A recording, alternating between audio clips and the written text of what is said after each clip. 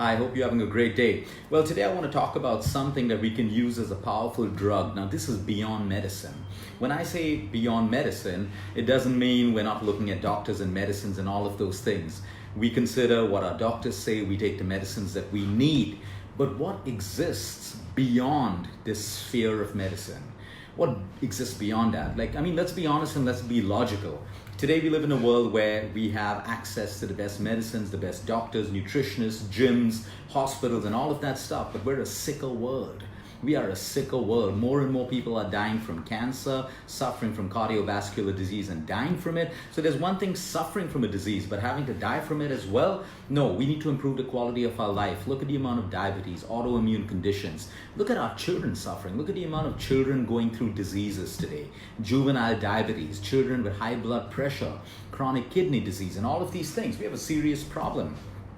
When we look at beyond medicine, we look at what exists beyond medicine. We look at exercise, the beauties of exercise. We look at a good night of quality sleep that is so healing for the human body, no matter what age you are. We look at things like meditation. We look at deep breathing. We look at good, nutritious food. We look at the environment. We need a cleaner environment if our bodies have to live longer and if we need to prevent disease. But today we're going to talk about a different medicine, and that medicine is prayer.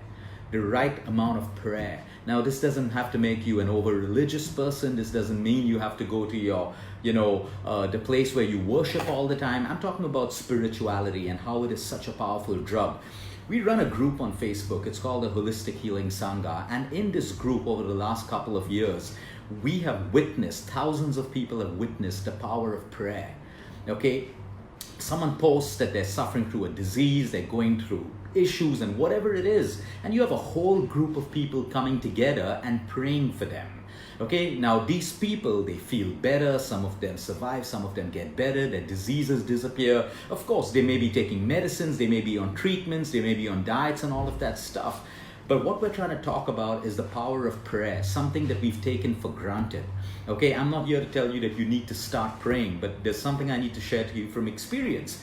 As you know, we deal with the most deadly cases, we deal with fourth stage cancer and all of these things, and people who are at end life. And when we talk to these people and we see how their lifestyles have changed, they suddenly move from people who never prayed before to heavily relying completely on prayer and spirituality.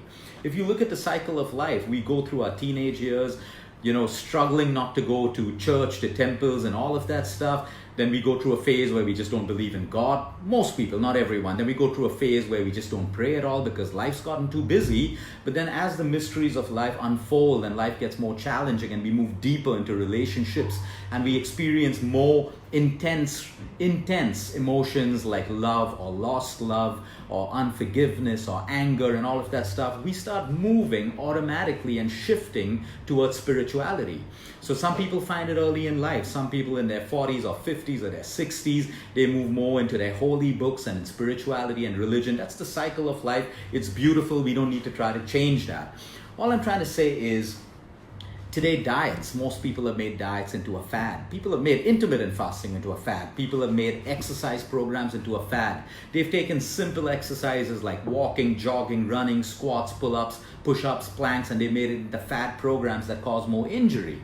We've taken our lifestyle and we made it into a fad, and we've also taken spirituality and we made it into a fad. There are so many people who claim they practice spirituality, but it's a to-do list. Oh, I've done my 1 hour of chanting, done. On the to-do list, let me get back to my life. Never practicing what they've learned from their prayer or their chanting and letting it slip into their daily life.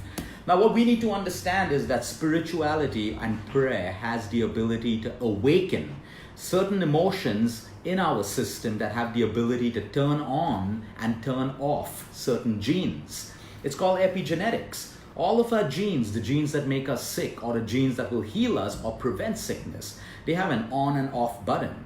Okay, now we can turn these bad genes on through poor lifestyle, bad food, sleep deprivation, too much of stress and anxiety, and all of these things. At the same time, we can turn them off with the right foods, the right lifestyle, and by making changes. So every gene has an on and off button.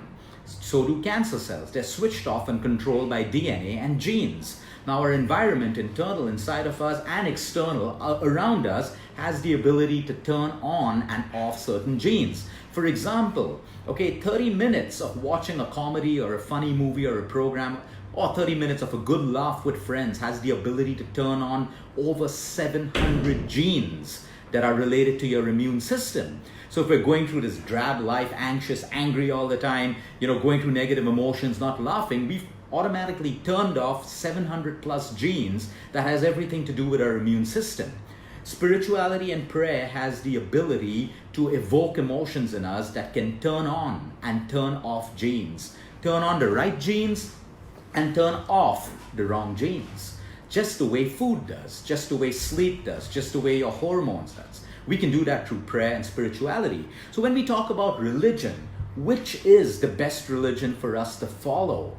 All religions are great depending on your faith and your belief.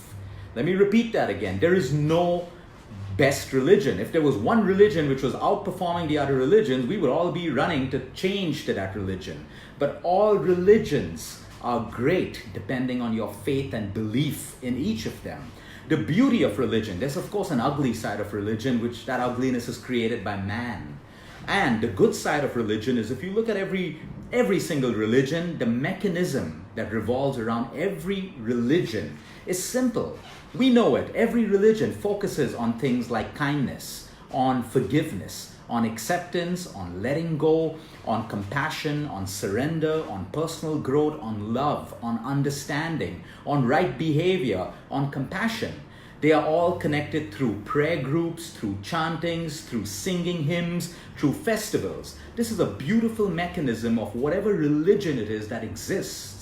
So there is no good or bad religion. Like I said, if all religions work for us. If there was one religion that worked alone, everyone would be running to that religion. But all religions work depending on your faith and belief. And when we talk about prayer, people just mumble off prayers every single day. We all do it. I've done it. We've all done it at some point.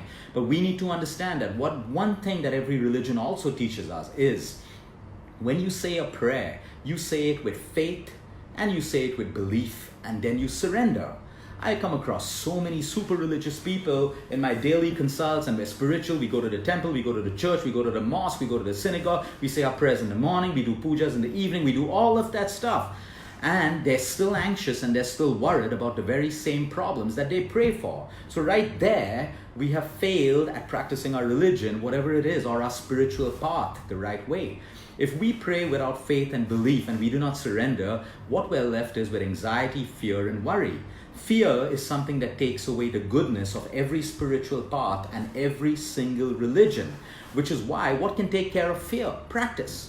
Practice, practice, practice, practice. Okay, you want to become good at a game, you keep practicing. You want to become good at a musical instrument, you keep practicing, because you have faith and belief that the more I practice the instrument, the better I'll be at it. You have faith and belief that the more I practice football, the better I'll be at football. And the same thing is with prayer.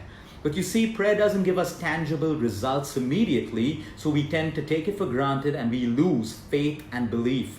But I cannot tell you and I cannot emphasize how powerful prayer is when it is done the right way, and it doesn't matter what religious belief or background that you come across from.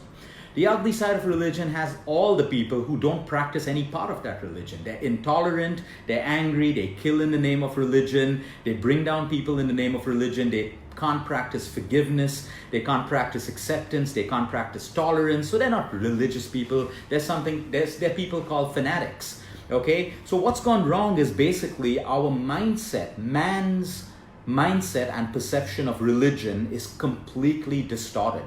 And we need to break that distortion and go back to the simplicity of life.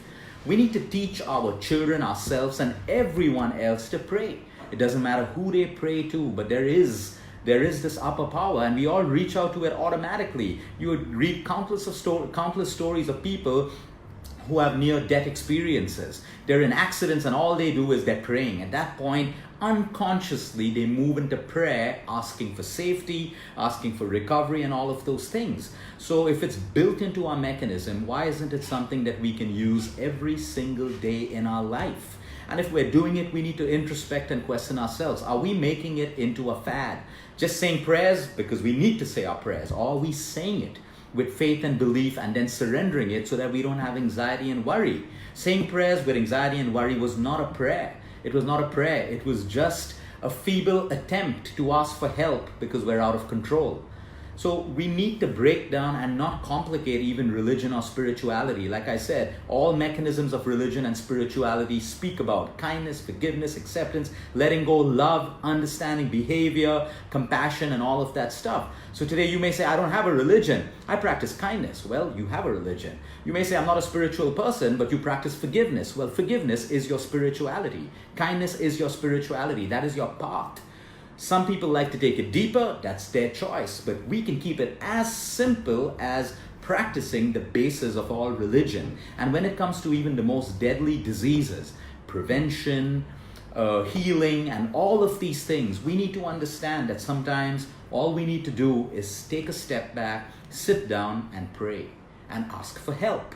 Of course, with social media today, we're all distorted just because someone else's prayers didn't get answered or they've lost faith in a particular religion, their opinions come out. We can welcome opinions, but their opinions don't have to become us. We all have a mind of our own. Like my daughter keeps reminding me every time, we all have a mind of our own. You know, she tells me on my face, have a mind of your own. So if my wife is punishing her, okay, and she says we need to punish her together, she'll tell me like, no, have a mind of your own. And she's right, have a mind of your own. Other people's opinions should not influence us. We can listen, we can agree to disagree, disagree to agree, but finally we should be so strong that we know our own paths, that no one's opinions around basically impose on us. So today we have the herd mentality in our country. Everyone's following one path that sounds good. Okay, where is your own self-worth and confidence? If it makes sense to you, follow the path, follow parts of the path. But why must you follow everything that people say and do and all of that stuff? We need to break that. We need to break these herd mentalities and understand that we have logic, we have wisdom, we have knowledge. Now we use wisdom to determine what is right and what is wrong for us, which path to follow, which path not to follow, which spiritual practice to embrace, which spiritual practice not to embrace. We have to use wisdom for that. And that happens when we're grounded and in tune with ourselves. And that happens when we live our own lives. We're not comparing ourselves with other people. We're not trying to do what other people do all the time. We have a mind of our own and a path of our own. So use the power of prayer. I cannot tell you how incredible it is. Over and above prayer, group prayer. When you have several people that you don't even know who are praying for you, praying for your recovery, praying for a problem that you have in your life, the amount of energy, at the end of the day, prayer converts into energy. Why do you go into a temple or a church which is silent and you feel energized, you feel different? You can walk into a mosque and you feel energized and different because in that mosque was prayers being said together, hymns, chanting, all of that created an energy which is still left in that place. So like you and me, we can create energy in our workplace, in our home. We can create the right energy or we can create the wrong energy with our words, with our behavior, with our body language. And that is why spiritual places have that space of peace. Wherever you go, because there are so many people praying to God, religion, whatever it is, asking for the same thing with the right intention. And that creates energy. And that is the energy that heals us. And that is irrespective of the religion you're following or the spiritual path you're on. Practice prayer. It is beyond